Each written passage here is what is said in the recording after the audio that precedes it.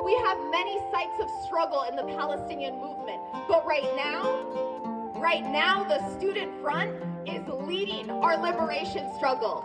Our people in Palestine are seeing you all. They are commending you. Welcome back to Popular Cradle, a podcast about Palestine from the far diaspora. It's our second episode, and we're thrilled to have gotten love and support from everyone who listened and shared our debut episode. So it's really good to be back here. My name is Rhiannon. I'm here with Yara. Yara, how's it going? Did you hear anybody talking about the first episode? Good feedback?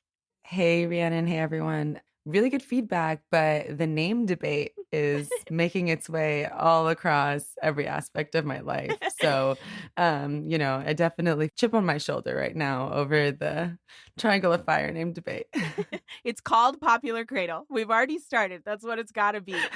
Mohammed's here too. How's it going, Mohammed? Hi, Rhi. So excited to be back with everyone today to discuss the student movement and the revolutionary struggle launched by our brave students on campus.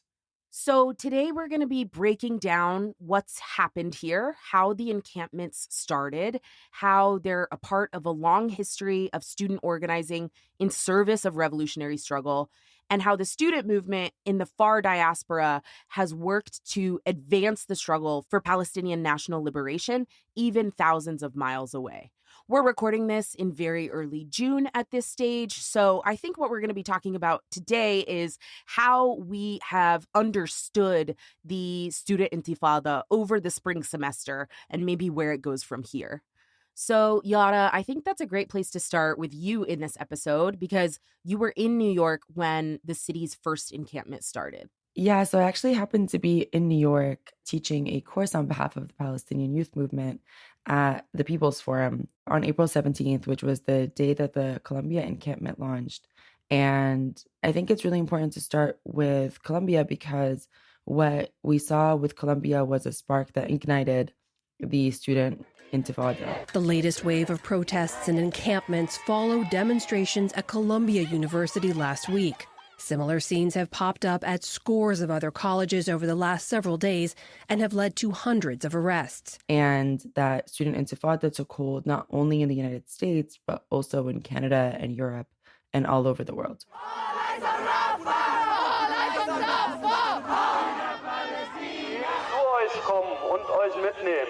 Dann unterlasst am besten das Einhaken hier von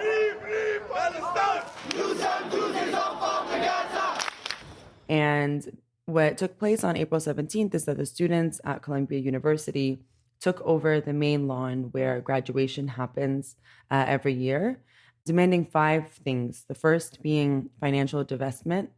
The second being academic boycott. So Columbia actually has a Tel Aviv campus, which makes this particular university really important. The third was to stop the displacement from Harlem to Palestine.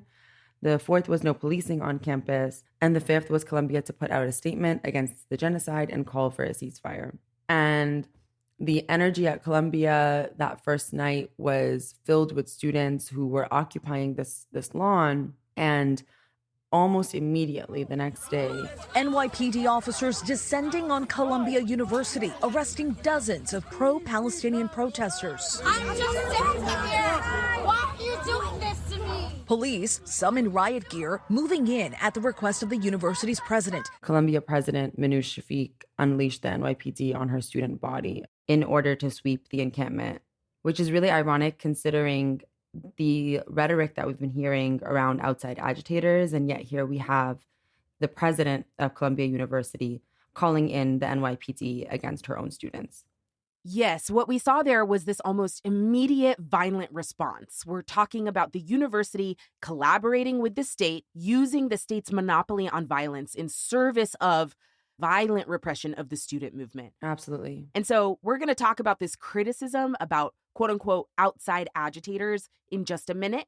But I want to point out that you have a very clear example here of actual outside agitators in the first 24 to 48 hours at Columbia University. And those outside agitators, that was the NYPD. I think one of the most remarkable things about Columbia is actually that with the mass repression that we saw with over 100 students arrested and the complete closure of the university campus, Hundreds of students flooded the campus, still finding all kinds of ways to ensure the encampment would hold, including jumping the fence that surrounds the campus to get around the closure. Right. And even the majority of the students that had actually started the encampment, the student leaders and the organizers that were violently removed off campus and held in jail that first day, what we saw was that the encampment inside of Columbia actually grew larger, with more students being motivated and anchored by the state's response and by the university administration's decision to bring in the outside agitators, the NYPD. But you guys are still staying. Oh no, we're gonna stay. Yeah, we're staying.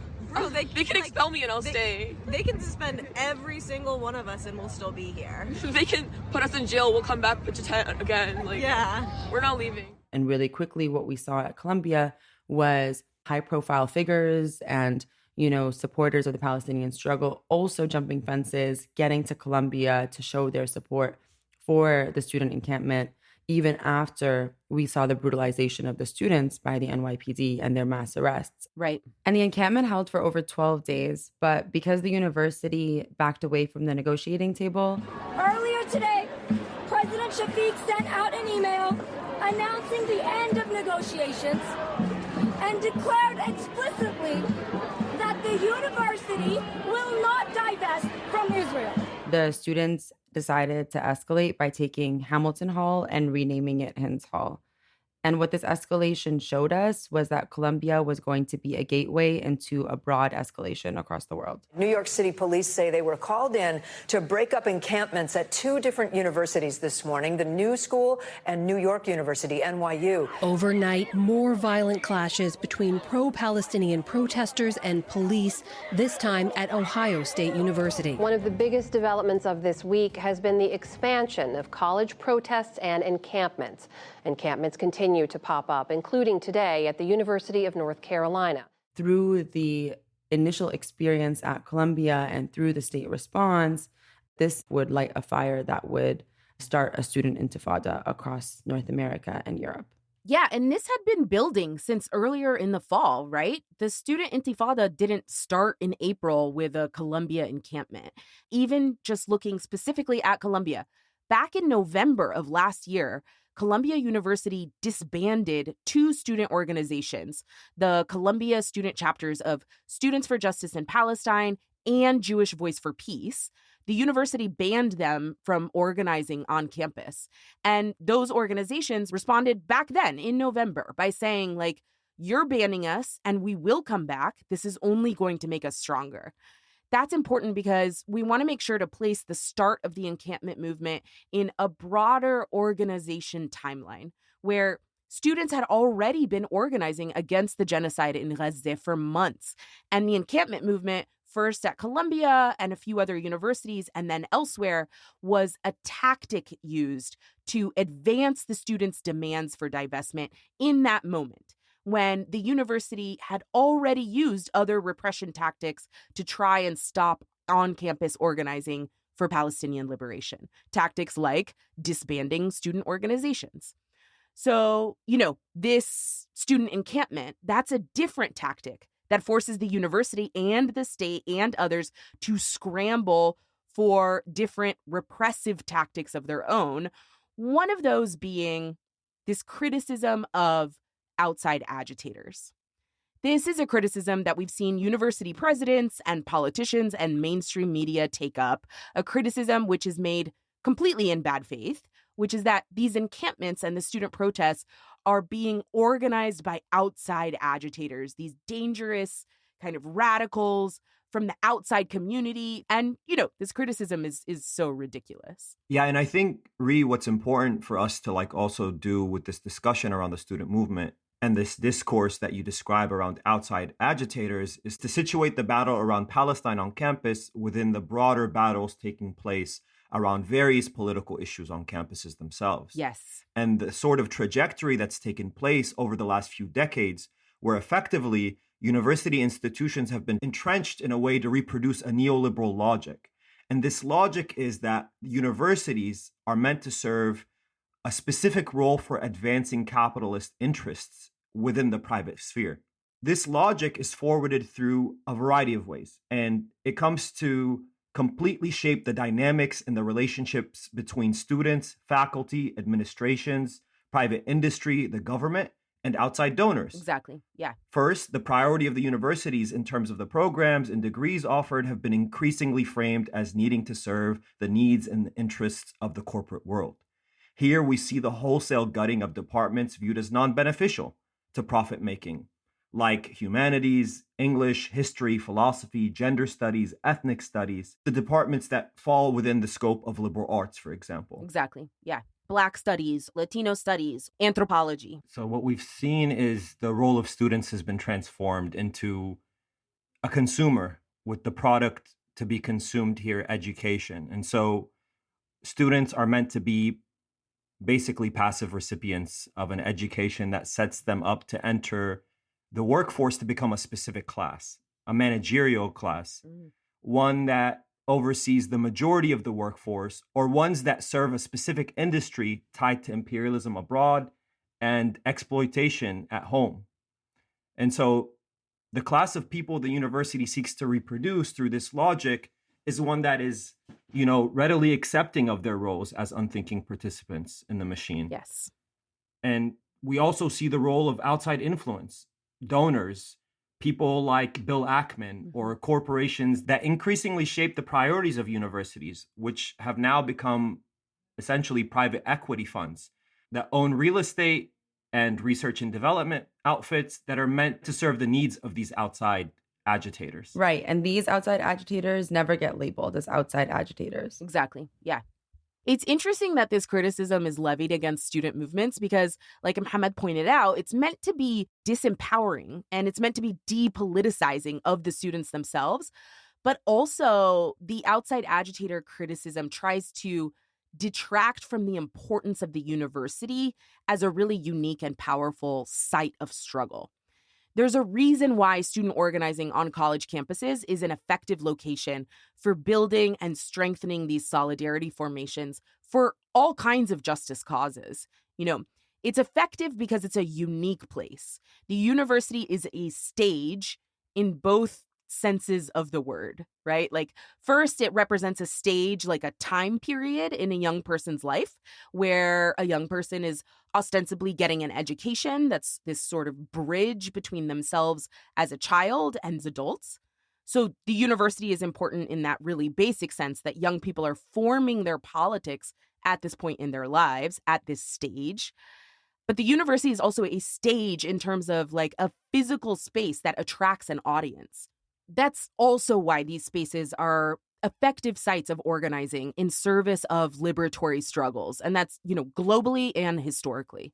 So all of this organizing, and in fact, even the attack on this organizing by the state, by university administrators, and by this narrative of outside agitators, what have you, all of this organizing is based on a wider history of student movements. Right. I think it's important to think about the student movement in the context of even like the last 60 years where, we oftentimes look to, and when I say we here, I'm thinking especially of like the left, but maybe even much more broad than the left. We look to the period of like the 50s and the 60s and 70s as like this really revolutionary moment in world history where anti-colonial struggles were really on the rise. There were multiple anti-colonial victories that were taking place in the global South. And within the imperial core, especially within the United States, we saw significant organizing that was tying itself to anti-colonial and anti-racist and anti-imperialist struggles. And the student movement in this period played such a critical role. They were a reflection of that time. They also moved the movement forward, whether that be the way in which the student movement took up the Vietnam anti-war movement in a really critical way. Like even a lot of what we saw, whether it be at Columbia or at other universities, there were direct links with the history of the role that the student movement played in the Vietnam anti-war movement. It was May 11th, 1970, when the Portland Tactical Police Squad clashed with peaceful PSU students and faculty. That month, students nationwide were on strike. We actually believed we could slow the killings in Vietnam down a little bit, we hope that our efforts helped. Students also took up a critical role around the apartheid movement in relationship to South Africa. This call for divestment spread across the country, from church groups to unions, but especially on college campuses. The majority of their trustees were on boards of these companies who were doing business in South Africa. So there was a real link to Colombia and the companies that were helping to support and institutionalize apartheid. We decided to blockade the entrance to the main administration building of Columbia College, which was then called Hamilton Hall. We planned it for the anniversary of the assassination of Martin Luther King, April 4th, 1968.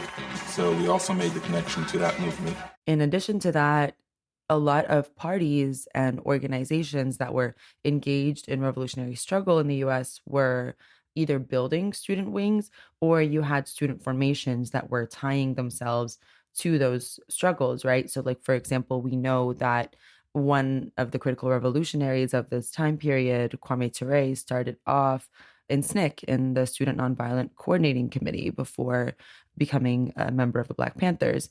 We also know that organizations like Students for Democratic Society, or even in the case of Kent State, the Black United Students, were playing a critical role in moving the student movement forward at this time and tying it to the broader struggles that were taking place across the country and across the world. And so even kind of thinking about the last 60 years, students have played this really critical role in tying the student struggle in a country like the United States, inside the belly of the beast, to world revolution and global struggle. Right. And Rhea, I want to come back to this idea that you brought up earlier about the experience of students on campus being a stage. And I think this is a cross-generational, cross-border phenomena. And in fact, for Palestinian students specifically, the student experience also served this role as a formative period on the path to becoming revolutionaries. And it really reminds me of this quote from The Trinity of Fundamentals, a book written by Wissam Rafidi. And Wissam was a political prisoner who spent 9 years in prison, and before that, 9 years in hiding. And this book is an account of that experience, a fictionalized account. And the part that I want to focus on from the novel specifically relates to his experience of entering the campus as an outside agitator, as someone who was committed to revolutionary struggle, but saw the importance and significance of the student campus as a stage, as you said earlier, Rhiannon. And so, Rhi, can you actually go ahead and read it for us? Yeah, I have it here. It goes like this. Everything was politicized. Union activity, social relations, even the gathering of a few students to study together. The students clustered around organizations that were engaged in a heated struggle for the hearts and minds of the youth in an atmosphere of democratic and intellectual competition among varying agendas and opinions. The university's policy of wide support for the students proved transformative, shifting the entire setting from that of an educational establishment for the children of the bourgeoisie to a learning institution that each year attracted hundreds of residents of refugee camps and the rural areas, the children of the popular classes. This shift sped up the process of politicization even more.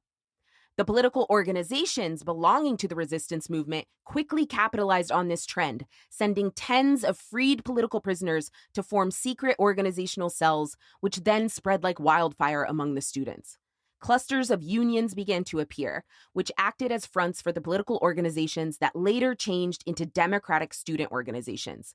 Birzeit University was not only a hotbed of resistance and political organization, it was also an example of a modern and enlightened society that was not closed in on itself. So Wissam Rafidi is describing a situation on college campuses there in Palestine, in the 1980s. But it connects directly to the encampment movement we're seeing in 2024, right? Yeah, I mean, what's so interesting in that quote, Rhiannon, is he talks specifically about the university having a policy of wide support for students, which offered the students this like really incredible setting that shifted the university from a space for the children of the bourgeoisie to a space for the children of the popular classes. And I think taking that kind of dichotomy and placing it into the context of the encampments, where, like Mohammed was saying earlier, the university is a space really that is, a neoliberal institution that is focused on kind of creating professionals for the future, right? And what we saw with the encampments was a kind of reclamation of the university in a way, right? Yes. By the title Popular University. I mean, the call that was put out following Columbia was for people to build popular universities. We saw the encampments building libraries that were in the names of different martyrs, right? Like Rifat al-Harir. Doing teach-ins. Exactly. Doing their own education, right? Reclaiming their own education. Exactly. And I think part of that reclamation also involved the rejection of the inside-outside dichotomy as well. To say, like, this university is not only a space for students, this university belongs to the community that exists around it and belongs to the history of mass movements that has existed for decades. And I think there's something really beautiful about that one nod that he makes to how political organizations belonging to the resistance quickly sent people into the universities in Palestine during this time, because they understood that actually the university had this kind of potential to be a revolutionary space. And they understood that it would not serve revolutionary interests to ignore this revolutionary potential of the university and leave it to be isolated in kind of a university bubble. And I think reflecting on kind of the way in which we've seen the encampments unfold over the last month, we've seen something really similar, whether it be non-students who are actually camping, right, refusing to leave the encampment, or community mobilizing day after day after day to support the encampment. Like, for example, in Colombia, where protests were being called regularly at the gates in order to oppose any possibility of an NYPD sweep. Or even in places like UCLA, where we saw, on the one hand, Zionists mobilizing to harass the encampment, and on the other hand, the Palestinian community mobilizing to protect the encampment. And so that kind of refusal by revolutionary organizations historically to allow for the university to be treated as like a insular space, we see that tradition continue today, and certainly over the last month and even prior, in the refusal of organizations here to allow for the university and the student movement to be isolated and secluded. Yara, the point you made about Wissam Rafidi's quote, where he's highlighting that the popular classes recognized the importance of this site of the university and began to, affirmatively send their children there so that their children could take part in this political moment and develop as political actors themselves. It reminds me, I don't know if y'all saw an interview with a father of a USC student, a student who was protesting for Palestine. And this father, he's Peruvian, he showed up to the university to support his daughter, even though he was just off campus, was not allowed onto the university grounds. But he heard that police were showing up to USC to repress that student movement. And he showed up at the outside of campus to say that he supported his daughter, that he supported the movement for a free Palestine. But the students are so brave. Look at them. They don't want to leave the campus. And he was asked by the journalist, like, what if your daughter gets arrested? And the father says, but my daughter did a right decision. If she rather to be arrested fighting for Palestine, I will be the happiest daddy. I will be the happiest daddy if she's doing the right thing. That's what the Rafidi quote makes me think about, that this is happening historically and is happening today, that the popular classes are recognizing that the university is an important site of struggle, that to send their children somewhere to get an education means that their children develop politically as political agents and as strugglers in service of liberation and justice. So I think it's so powerful, Mohammed, that students are really identifying very clearly their position at the university and identifying their own political agency in that specific context, right? Absolutely. And I think what you're describing here is what we have previously described as the popular cradle, because the university campus effectively acts as an incubator for political action and raising political consciousness. Yes. And so here, like historically, when Palestinian society was destroyed through the Nakba, that included all of the various political and social institutions that organized our people, that effectively gave them a voice in terms of what they wanted in relationship to British colonialism and what they wanted in terms of a future Palestinian project. Right. Some of the most notable leaders that many of us would come to know, Yasser Arafat, Salah Khalaf, these were presidents and vice presidents of the Palestinian Student Union at the University of Cairo, or people like George Habash or Wadi Haddad, who were also leaders of the student movement at the American University of Beirut. These leaders would go on to play a central role in the PLO, or the Palestine Liberation Organization, right, the main umbrella organization of the Palestinian national liberation struggle.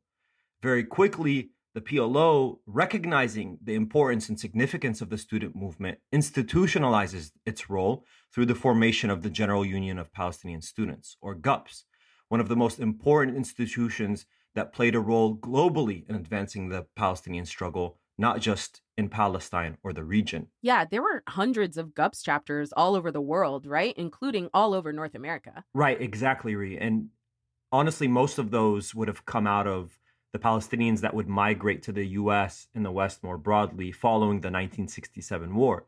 And this was the war that effectively resulted in the complete occupation of the rest of Palestine, including the occupation of the Egyptian Sinai Peninsula, the Syrian Golan Heights. And many of these Palestinians that were fleeing this war would then join the ranks of GUPS, which at its peak fielded thousands of Palestinian students. And they would come to understand their role as students as not just seeking an education, but as playing a role in politicizing their campuses around the Palestinian question. Yeah, it's hard to imagine Palestinian political organizing without a student movement. And that's not just, it's exactly like you're saying, Mohammed, it's not just that key political figures in Palestinian politics in Palestine came out of the student movement there and in surrounding countries, right? It's also this really key role that GUPS played internationally, including in North America. Right. Even in the West, as you said, GUPS acted as both an organizing body, allowing Palestinians to host events, protests, sit-ins, to build with other movements and struggle domestically in this country and other solidarity movements across the globe. Which is exactly what SJPs and PSCs do right now in the student movement. Right, but with an important difference. And this is, I think, where, I want to shed some light on a history. GUPS not only served as an organizing body, it was also a representative body. It facilitated elections and representation.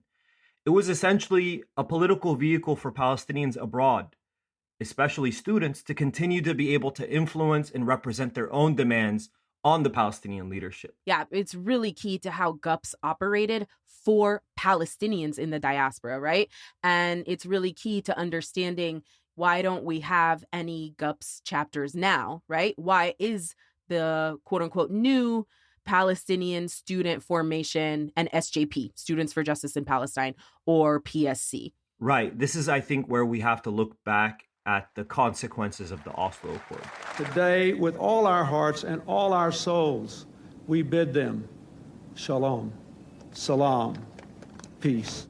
In the early 90s, the Oslo Accords represented this process where the U.S. would mediate a so-called peace deal between Israel and the PLO at the time.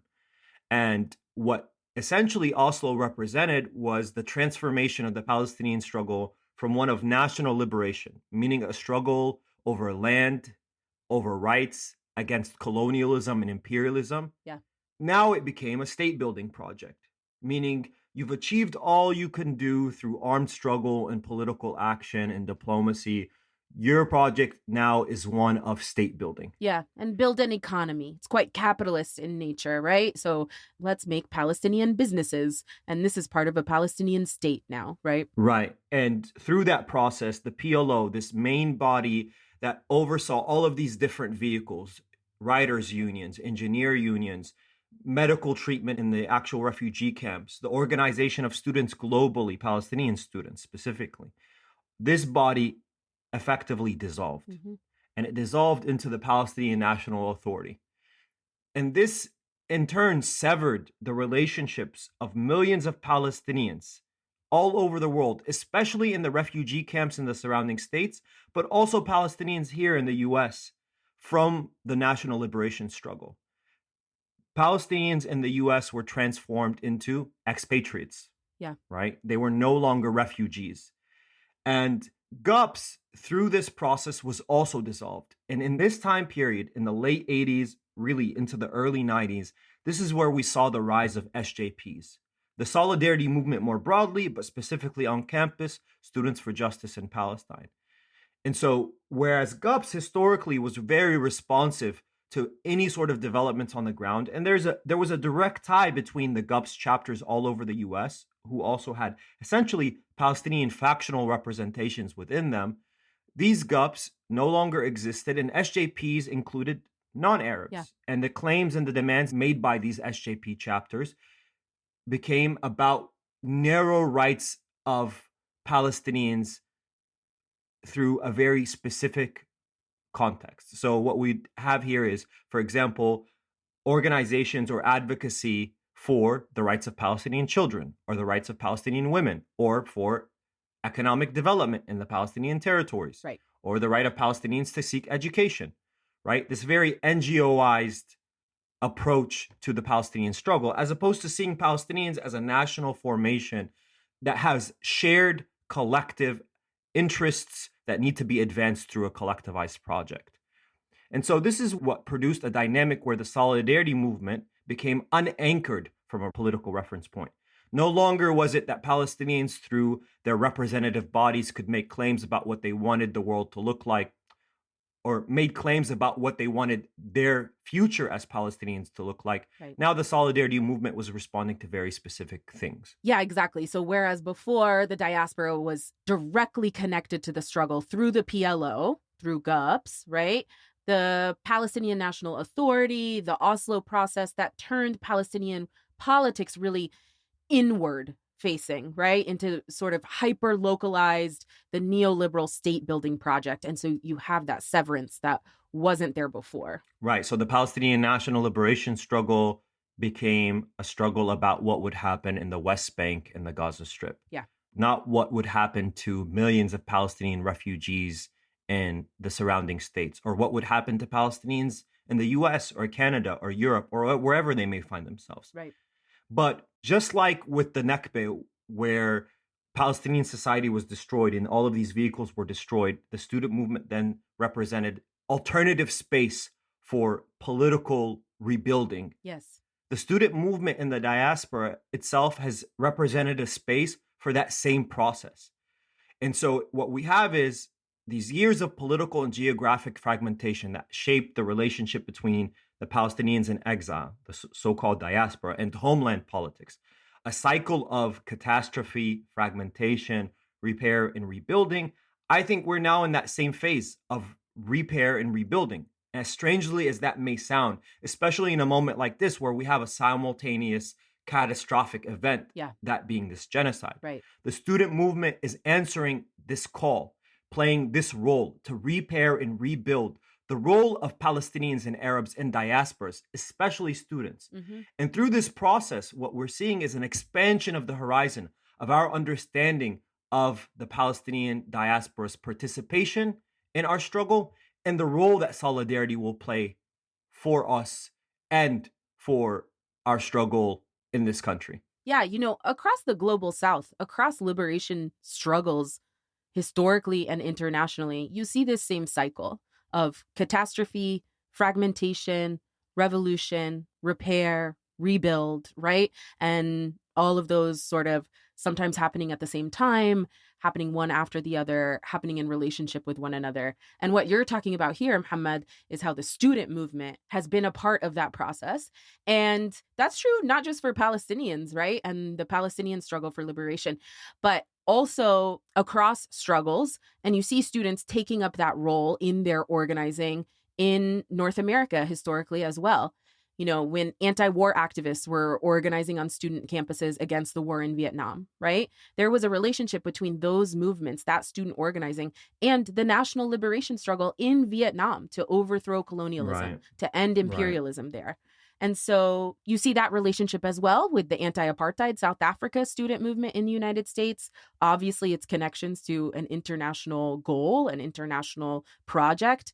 And so that commitment to international solidarity, wherever the revolutionary struggle is happening, right? The student movement in North America has connected itself. Right. Absolutely. And I think that this history is so interesting because we are seeing this moment compared a lot to the Vietnam anti-war movement. I mean, even the taking of Hamilton Hall and its renaming of Hinds Hall at Columbia is a nod to this history of taking over Hamilton Hall, both in the case of the Vietnam anti-war movement and the anti-apartheid movement around South Africa. But I think what's interesting is that, to your point, Mohammed, about there being kind of like a break between the way in which GUPS was a Palestinian national formation and then kind of like this break towards the solidarity formations that we see now, where there is maybe less of a Palestinian national character in the composition of student organizing.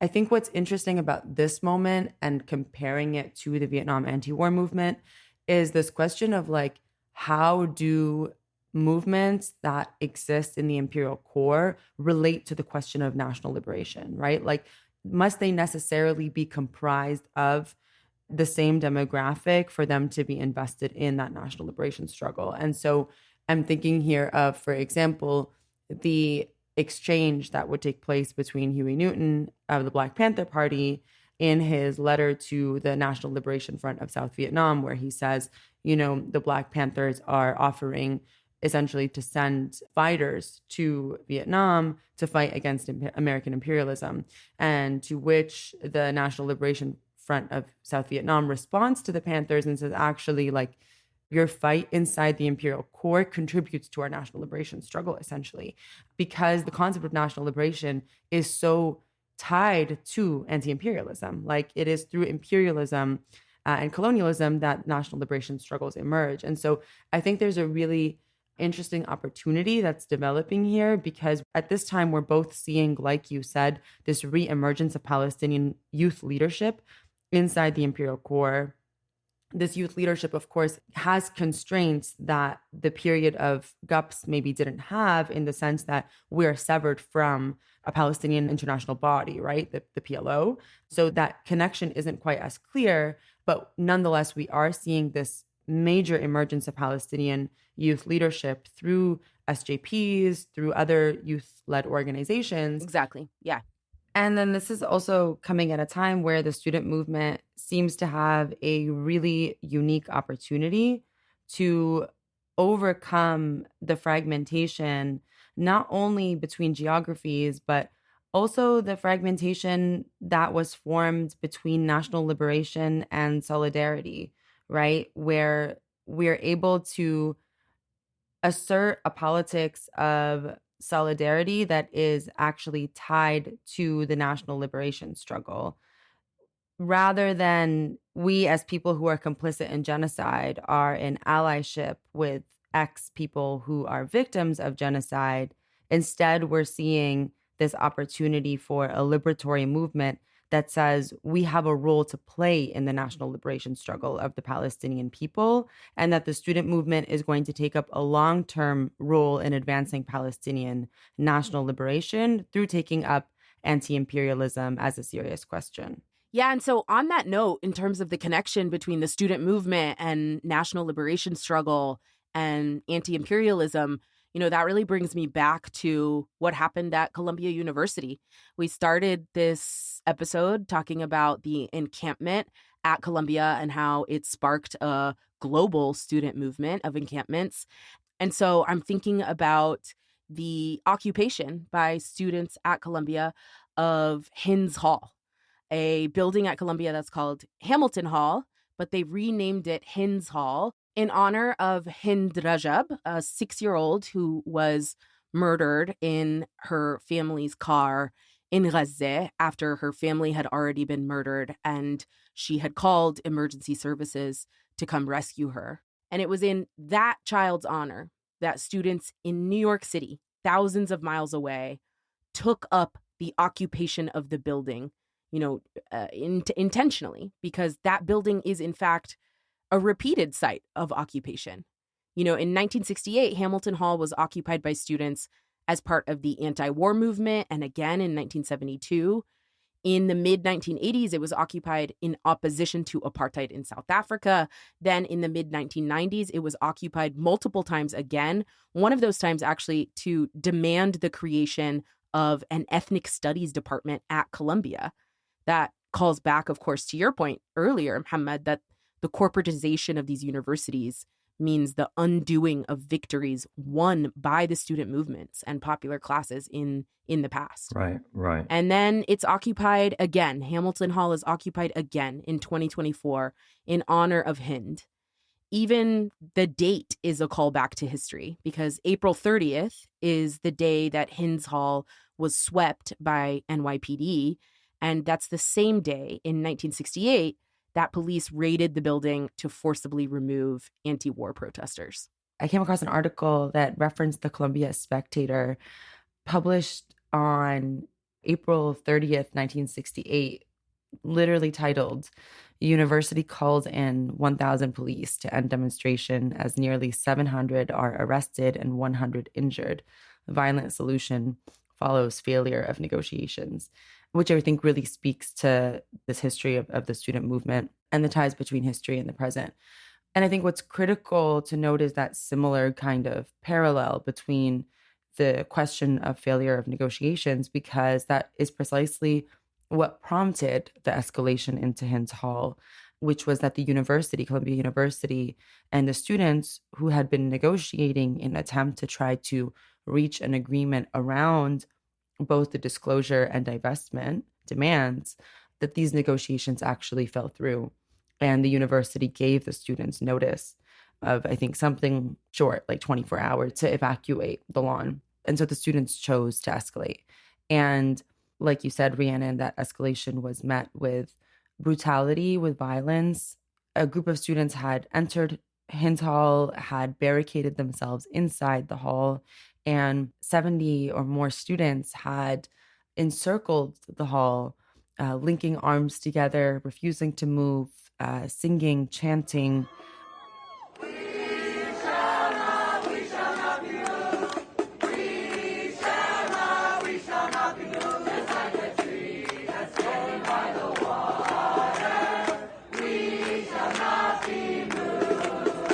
In this moment that was being kind of live streamed, and so many people around the world were watching. And of course, 24 hours later, we would see horrifying images of the NYPD in numbers that are really horrific to think about when we're putting that into the context that this is a university and these are university students. Enter the campus, violently arrest the students that were protecting the hall, using militarized tactics, but also military equipment to enter the hall through a upper floor, releasing flash bombs onto the students inside the hall. Moving into Hamilton Hall, where demonstrators broke into Monday night. SWAT team members making their way into the hall from a second-story window. Police also here to clear the encampment that has been in place for almost 2 weeks. And making these mass arrests. And this kind of conclusion to the Columbia encampment, I think, really speaks to just the level of which the United States is ready to release its imperialist and militarized arms against the movement for Palestinian revolution and for Palestinian liberation. But it also showed that the students were able to accomplish something that will go down in history. I mean, Macklemore released a song about Palestine titled Hind's Hall. If students' intents posted on the lawn, occupying the quad is really against the law, and a reason to call and the police and their squad where does genocide land in your definition, huh? The images of Hind's Hall, made it to all corners of the world, people printing these banners and marching in various places in the world, including this banner being held at a protest in Yemen that had reference to Hind's Hall. We saw images coming out of Gaza that honored not only Hind's Hall, but the student movement more broadly, making note to university students in the US that were occupying their campuses. And I think that really speaks to these ties between the student movement and the broader struggle. And I think this is made really clear in an interview that Al Jazeera did with Hind's mom, Wissam Hamada, where she's talking about Hind as a child and how incredible and wonderful Hind was, and how she was this ray of sunshine. And she says that somebody asked her, "Are you Hind Rajab's mom?" And she says yes, and she says, "Look." من عمل لها قاعة في كولومبيا، أنا الصراحة قعدت أعيط لأني أنا كان نفسي كل التحركات هذه، كل الدعم هذا يجي أثناء ما كانت حادثتها حية، يعني مش إنه بعد. A building has been named at Columbia University in honor of your daughter. And she says that she started crying, seeing that, and that she says she, wished that these movements and the support had come while Hind was still alive, and calls on the world to wake up and says Hind isn't the only one, that so many Palestinian children in Gaza each day are facing the same fate as Hind.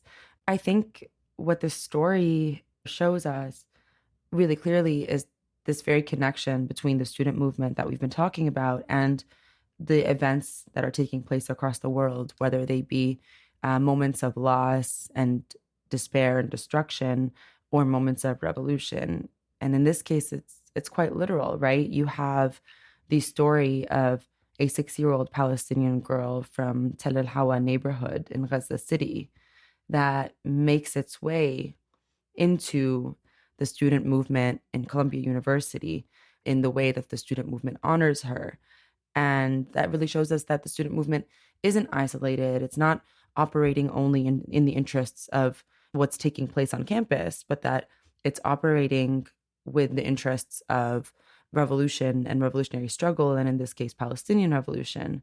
And then in turn, that story of Hind's Hall makes its way right back to Gaza, makes its way back to Hind's mom.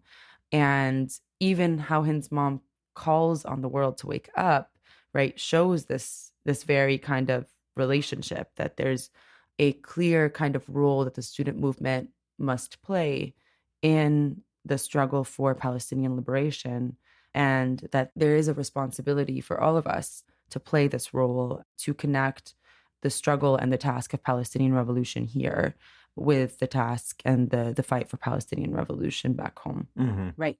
The story of Hind shows us really clearly that these struggles are connected.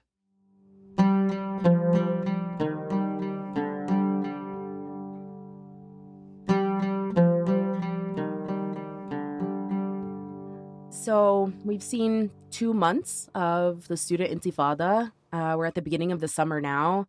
And where are we? I think we've learned a lot of lessons. One thing that I've learned is that the student Intifada, this encampment movement in North America, has definitely created new revolutionaries. People who are going to continue to organize, whether in the student movement, if they're still students, or certainly outside of the student movement in the future. Mohammed, what do you think? What lessons are you left with? Yeah, Rhi, I definitely agree. It produced revolutionaries. And I think it built on the legacy of revolutionary student movements inside this country and within the Palestine movement more broadly.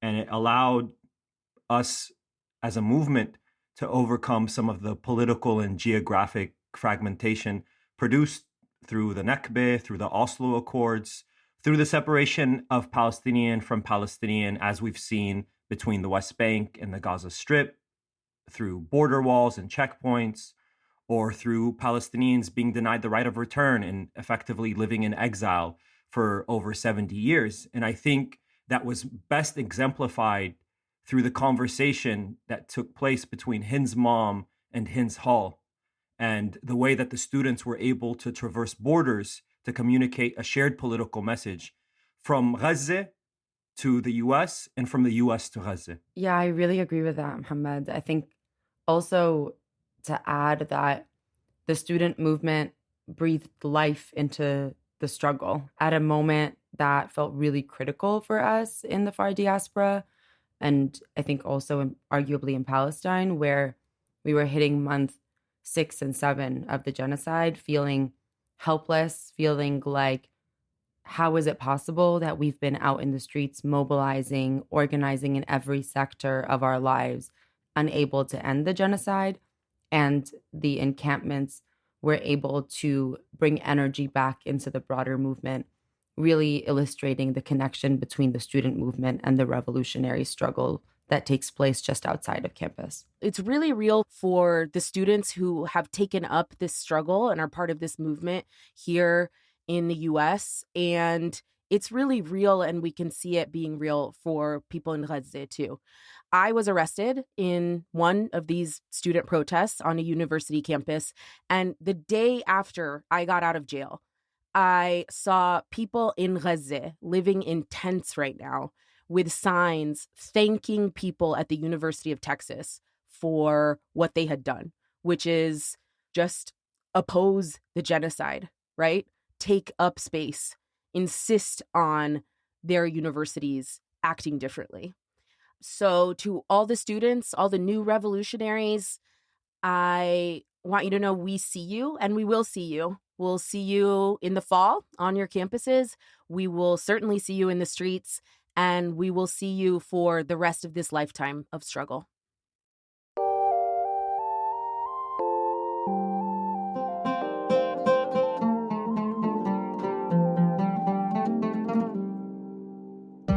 Popular Cradle is made in partnership with the Palestinian Youth Movement. Thank you to the many people who contributed to the making of this episode. Our editor is Soraya Shockley. Our artwork is by Shenbi G and Vivek Venkatraman. Our theme music is composed by Salma Talib and performed by Clarissa Bitar and Hisham Jarmakani. Follow, like, and subscribe to us on social media at Popular Cradle. That's YouTube, Twitter, and Instagram at Popular Cradle.